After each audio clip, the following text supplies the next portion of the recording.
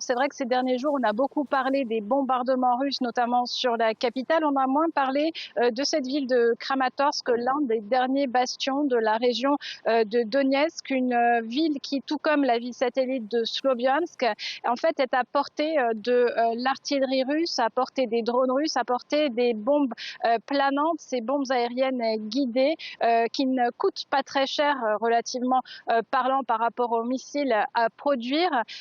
Pour la Russie, en revanche, qui sont dévastatrices. Pour vous donner une idée, hier, la ville de Kramatorsk a été attaquée plus de 31 fois à coups de diverses bombes comme celle que je viens de citer. Alors, cet ordre d'évacuation obligatoire des enfants, plus de 500 enfants, donc de certains villages près de Kramatorsk, ainsi que de plusieurs quartiers de Kramatorsk, une ville qui comptait jusqu'à 200 000 habitants, qui n'en compte plus qu'environ 45 000, 50 000 à l'heure actuelle. Cet ordre, il intervient alors que la ville s'est déjà vidée de beaucoup de ses habitants, mais il reste des familles. On peut se demander pourquoi ces familles sont encore là. Souvent, elles n'ont pas la possibilité financière de partir. Souvent, elles ont des proches dont elles doivent s'occuper.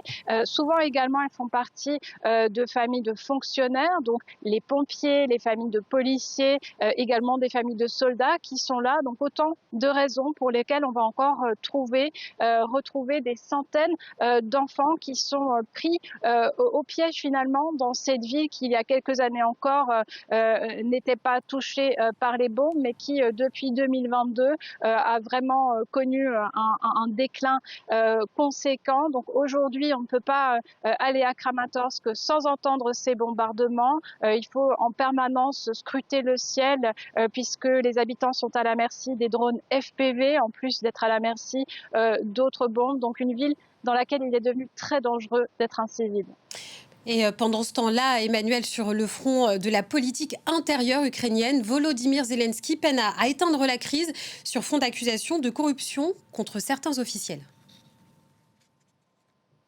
Oui, tout à fait. Alors une crise qui a été finalement provoquée par son remaniement ministériel il y a quelques semaines, un remaniement soudain qui a vu le départ du très populaire ministre de la Défense, Mikhailo Fedorov. La population n'a pas compris pourquoi ce ministre était quasi limogé, puisqu'il était considéré comme très efficace, puisqu'il tentait également de tacler la corruption au sein de son propre ministère.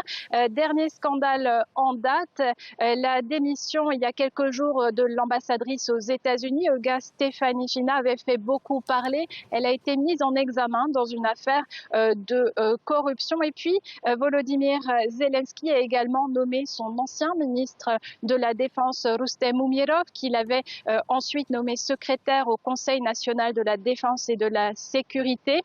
Il l'a nommé chef du renseignement extérieur. Encore une décision qui fait beaucoup parler ici, puisque Rustem Umerov, eh bien, il est cité à titre de témoin dans l'affaire Mindish, cette affaire de corruption qui avait éclaté à l'automne dernier. Donc, en conséquence, la population ukrainienne continue ses rassemblements à travers le pays.